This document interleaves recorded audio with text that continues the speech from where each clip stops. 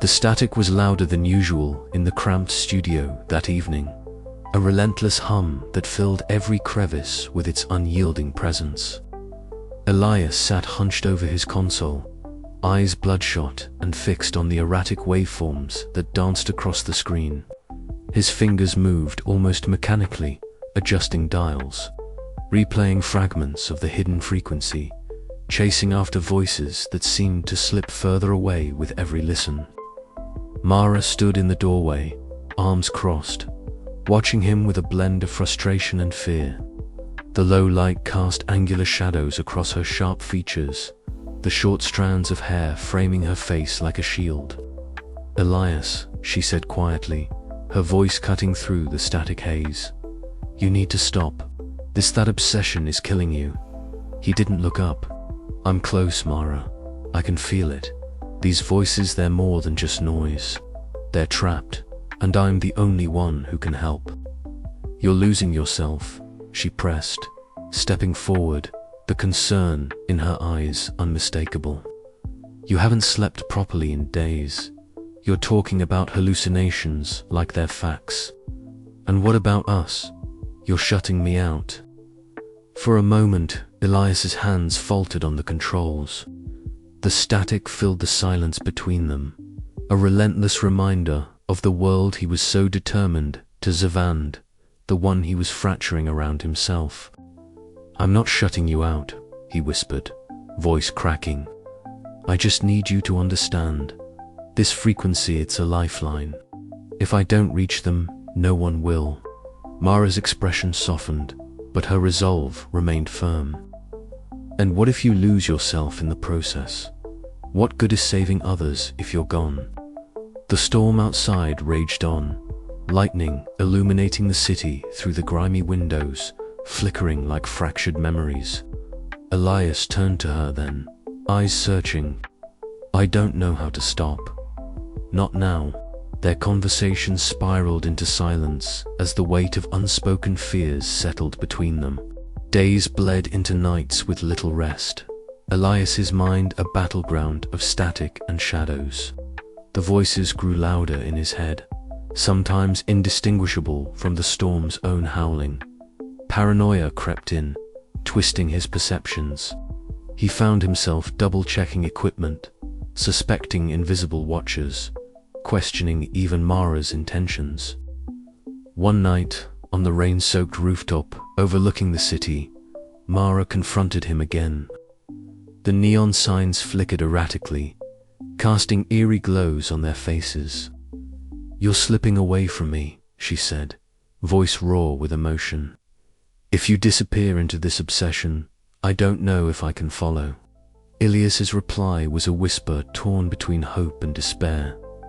"I'm trying to save them, but maybe I'm losing myself instead." The storm's electric charge crackled in the air, mirroring the tension between them. They stood apart, silhouettes against the fractured cityscape, the distance between them as palpable as the static that enveloped everything. Back inside, Elias's trembling hands grappled with the equipment, desperate to hold onto the fragile tether of reality. The broadcasts warped and shifted, bleeding into his thoughts. The line between what was real and imagined blurring with every pulse. Mara watched him, heart heavy, torn between fear for his sanity and unwavering loyalty. In the quiet afterward, at Mara's apartment, the city's storm dimmed to a distant murmur. They sat together in fragile silence, the room thick with the weight of what had been sedaned, left unsaid. In that stillness, a tentative understanding began to take root, fragile as the dawn light creeping through the blinds. But the fractures remained, a reminder that their bond, like the signals Elias chased, was fragile and fraught with uncertainty. The path ahead was unclear, the cost of connection steep, and the storm both external and internal far from over. As the night deepened, Elias's thoughts raced. Could he find balance between the consuming obsession and the fragile ties that anchored him? Or would the static finally claim him, silencing both his voice and the cause he was desperate to answer. The hum of the city outside whispered promises of both hope and dread, a reminder that some connections demanded sacrifice beyond measure. And as the first faint crackle of an elusive signal surfaced amidst the static, Elias knew the next step would define not just his fate, but the fate of the voices trapped beyond the storm. He reached for the controls once more, determination flickering in his tired eyes. The journey was far from over. The rooftop was an island amid the tempest, a battleground where storm and city clashed in a cacophony of raw energy. Elias Vaughn stood at its edge, the modified transdimensional device strapped securely to his chest, glowing faintly with a cold blue light that seemed almost unnatural against the dark, flickering sky. Lightning stitched jagged seams across the horizon, illuminating the endless sheets of rain that hammered down like 1,000 tiny fists. The static was louder here, a deafening hum that thrummed in his bones and whispered secrets in every crackle. His breath came in ragged bursts, the cold air burning his lungs with each inhale. The city sprawled beneath him, a maze of neon lights and shadowed alleys, but it felt distant, disconnected from the tempest that raged above. Tonight was the night he would cross the threshold, descend into the liminal space that had mocked him through the static for so long.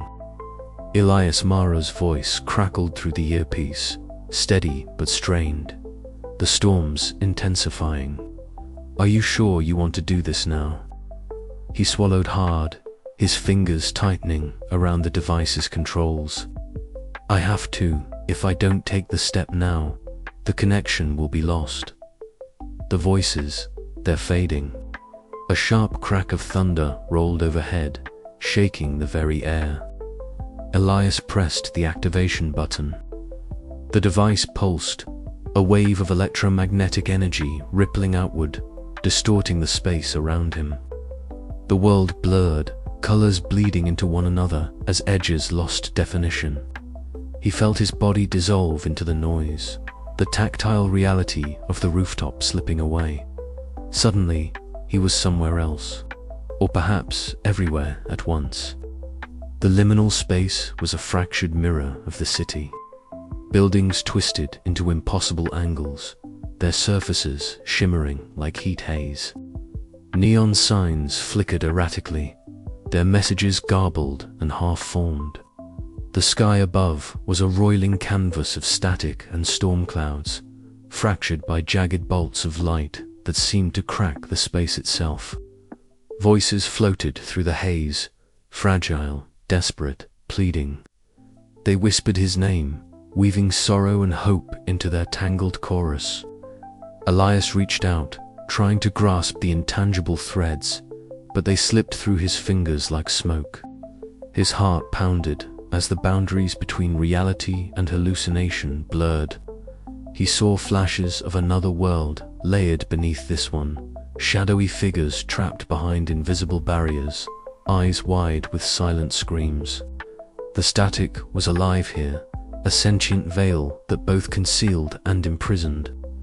Back in the studio, Mara's gaze was fixed on the monitors, her fingers dancing across keyboards as she fought to stabilize the feed.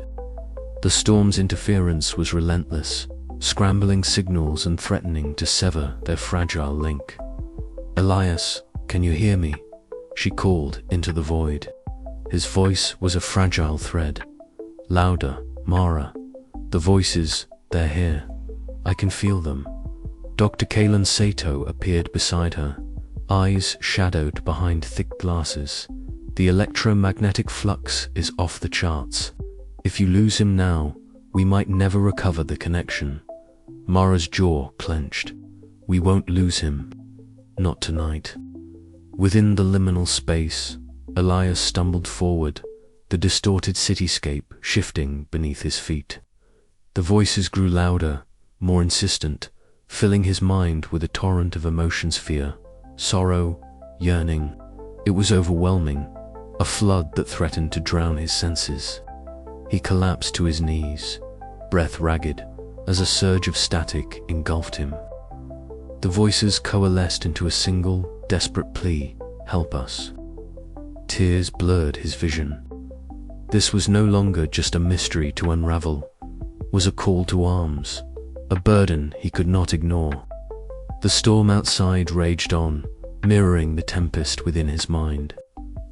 As he struggled to rise, the edges of the liminal space began to fray, shadows lengthening and twisting into dark shapes that threatened to sever his tenuous hold on reality. The silent authority was closing in. Their presence felt even here, a cold, mechanical whisper in the static. Elias gritted his teeth, clutching the device tightly. "I won't let you silence them, not while I'm here." Lightning struck overhead, illuminating the liminal nexus where worlds converged. The fate of both realms hung in the balance, the fragile channel between them trembling on the brink of collapse. His descent had begun, and there was no turning back. The night deepened as Elias pressed forward, guided by the echoes of the trapped voices. The liminal space was a labyrinth of overlapping realities, each step revealing new fragments of the Storia world caught in stasis, suffering in silence beneath the storm's unyielding gaze.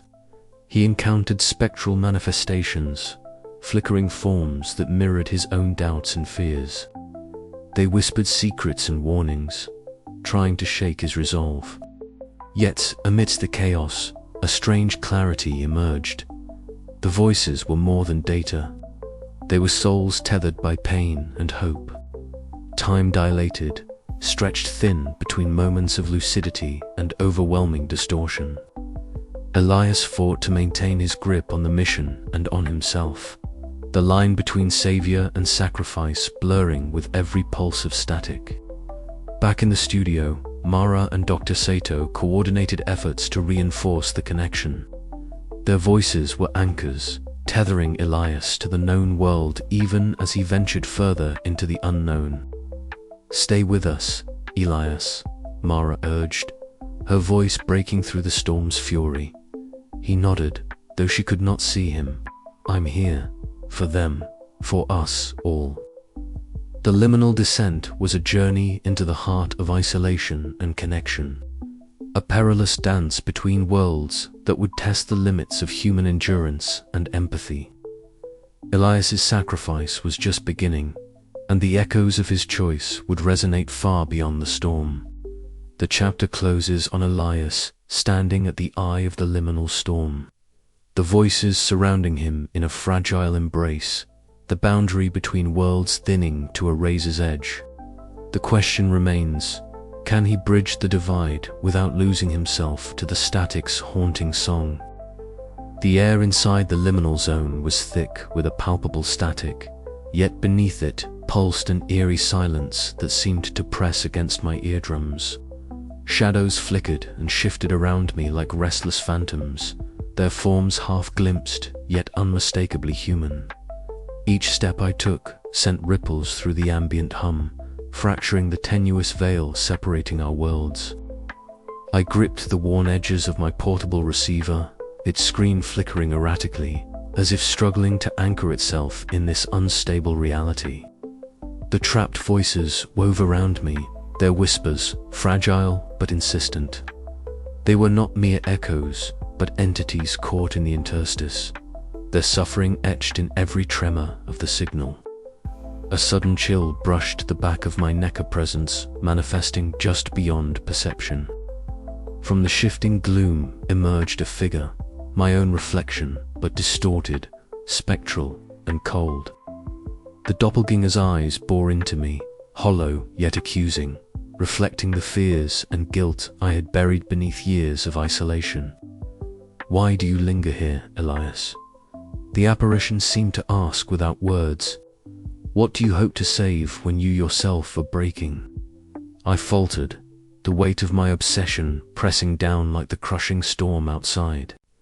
The boundary between my mind and the liminal space blurred, hallucinations and reality entwining into a chaotic dance. Yet, Within that chaos, I found a sliver of clarity of purpose that transcended the static noise. Suddenly, a cold, mechanical voice cut through the spectral murmurs. Connection unstable. Severance imminent. It intoned the unmistakable signature of the silent authority. Their presence was a shadow cast over this fragile sanctuary, an oppressive force bent on maintaining the veil between worlds. Their interference grew more aggressive, signals jamming, echoes of digital snarls disrupting the delicate communion I had forged. I fought to steady my breathing, to anchor myself against the rising tide of disorientation. The trapped voices surged in intensity, their pleas a chorus of desperation and hope.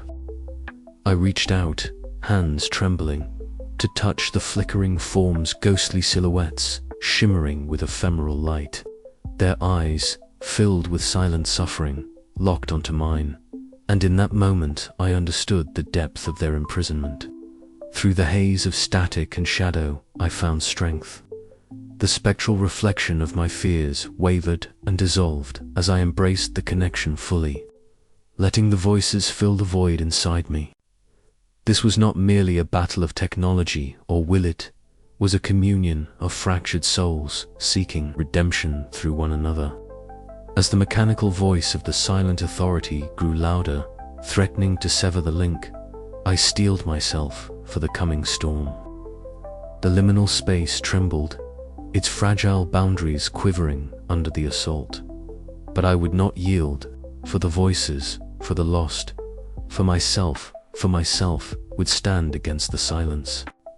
The echoes of my heartbeat mingled with the distant thunder beyond the veil, a steady reminder that even in the darkest static, life persisted. And with that thought, I pushed forward into the unknown, ready to face whatever lay beyond the storm. The studio was suffocating under a thick blanket of static that no longer whispered but screamed. Elias sat slumped in his chair, eyes fixed on the flickering monitors that had once been his window to another world. Now, they were nothing but broken glass reflecting a fractured reality. The equipment, once his trusted companion, had betrayed him. Circuits fried, signals drowned in relentless interference. The cold hum of failure filled the room, a mechanical dirge that echoed the turmoil within his mind. He reached out hesitantly, fingers brushing the cracked speaker cone, the last fragile conduit of the voices he had come to know so intimately. The static pulsed ominously, as if mocking his efforts, each wave a reminder of the connection slipping through his grasp. The voices, the desperate pleas, the fragile hopes were now drowned in a void of silence that threatened to consume not just the signals, but his very purpose. Time slipped unnoticed until the door burst open with a sharp crack, rainwater splattering across the worn floorboards. Mara stood there, soaked and breathless, her sharp eyes blazing with urgency. "Elias," she said, voice steady yet edged with worry, "you need to stop this. You need to rest." He shook his head, voice hoarse. "I can't. Not yet. The voices, they're still out there. I have to reach them." Mara stepped closer, her presence a tether to the world he was fading from. "And I'm going to help you, but you can't do this alone." Outside, the city writhed beneath storm-darkened skies, neon lights flickering like dying stars. The oppressive hum of the electrical tempest seeped through the walls, a constant reminder of the forces conspiring to silence him. Minutes later, Dr. Kalen Sato arrived, his pale figure framed by the dim hallway light. He moved with the precision of a surgeon, his fingers deftly adjusting dials and rewiring connections among the tangled mess of equipment. His glasses caught the glow of flickering screens, reflecting a mind grappling with the impossible. "The interference is unlike anything I've seen," he muttered. "It's adaptive, overwhelming. But there's a pattern. If we can isolate it, perhaps we can counteract it." Elias watched, a mix of hope and desperation burning behind tired eyes. The scientist's cold determination was a fragile lifeline in a sea of chaos. Hours passed in a blur of static and whispered calculations. Yet, despite their efforts, the signals remained broken, fragmented beyond comprehension. Elias felt the walls of his sanity closing in, memories and hallucinations blurring the line between reality and the haunting broadcasts. The voices sometimes echoed in his thoughts, distorted cries slipping through the cracks of his fractured mind. In a rare moment of clarity, Elias spoke softly, "What if this is it? What if the static wins?" Mara's hand found his, grounding him. "Then we fight harder, because there's more at stake than just sound. There's hope." The night deepened, the storm outside reaching a crescendo. Elias stared at the darkened monitors, a silent promise forming in his heart. The connection might be broken, but the voices were not lost. Somewhere beyond the storm, beyond the static, they waited on. He would find a way back to them. As the first hints of dawn crept through rain-streaked windows, a faint pulse flickered on the screener, fragile heartbeat in the void. Elias's breath caught. The signal had not died. Not yet. With renewed resolve, he whispered into the stillness, "I'm coming." The storm raged on, but within the shattered silence, a new hope was born. The studio was a sanctuary of shadows and static. A cocoon where the hum of electricity and the faint crackle of interference were constant companions. Elias sat hunched over his console, fingers trembling slightly as he made final adjustments to the device that had consumed his every waking thought for weeks. The repaired apparatus, a tangled mesh of wires and salvaged components, now pulsed with a steady blue lighter beacon in the otherwise dim and cluttered room. A faint vibration thrummed through the air, a subtle shift in the static that signaled something new, something different. Elias's heart pounded as he leaned in, eyes fixed on the wavering lines across the screen. The familiar hiss of white noise was punctuated by something else, a pattern, a rhythm, a voice. "Listen," Elias whispered, barely daring to break the fragile silence. Mara, standing close behind him, leaned forward, her sharp eyes narrowing as she scanned the audio waveforms. The room seemed to hold its breath. From the speakers emerged a voice, fragile, trembling, layered beneath the interference, but undeniably human. "Help. Trapped. Please." The words were disjointed, fragmented, but their desperate urgency cut through the static like a knife. Mara's breath hitched, a rare crack in her usual pragmatism. "Elias, they're real." Across the room, Dr. Kalon Sato adjusted his glasses, his pale face etched with a mixture of fascination and dread. "This transmission, it's unlike anything I've encountered. The energy signatures suggest a dimensional bleed-in overlap created by the city's storms. But the psychological toll, the voices, they speak of imprisonment beyond physical confinement."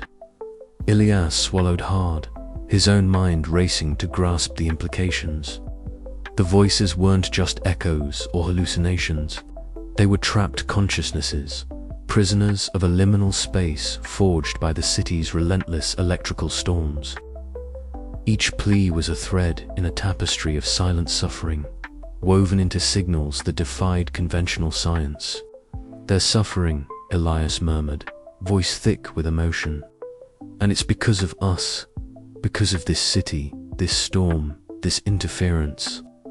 Mara placed a steadying hand on his shoulder. "Then we have to do something." The device crackled again, and a new message began to form, longer, clearer. The voices spoke of fractures in reality, of a cost paid in isolation and pain, their existence tethered precariously between worlds. They described attempts to reach out, to connect, only to be met with silence or suppression. The message was a call for rescue, a plea to break the chains of their multidimensional prison. Dr. Sato's voice was low, almost reverent. This is the cost of crossing worlds, the sacrifice of identity, stability, even sanity. If we interfere recklessly, we risk everything. Elias felt a weight settle in his chest, the enormity of the task dawning on him. This was no longer a mere investigation or a technical challenge, it was a mission fraught with peril, with stakes that transcended his own survival. "We can't turn away," he said firmly, eyes meeting Mara's. "They trusted us to listen. Now, we have to find a way to answer." Outside, the city groaned under the relentless storm, flashes of lightning illuminating the rain-slicked streets. Inside the studio, the trio sat in a heavy silence, the haunting message playing on repeat. The voices from beyond the static were no longer distant whispers, they were a summons, a responsibility. Elias's fingers hovered over the controls, a mixture of dread and determination coursing through him. The path ahead was uncertain and dangerous, but the reverberations of this moment would echo far beyond the confines of his studio. The storm outside raged on, but within, a fragile hope flickered amidst the static.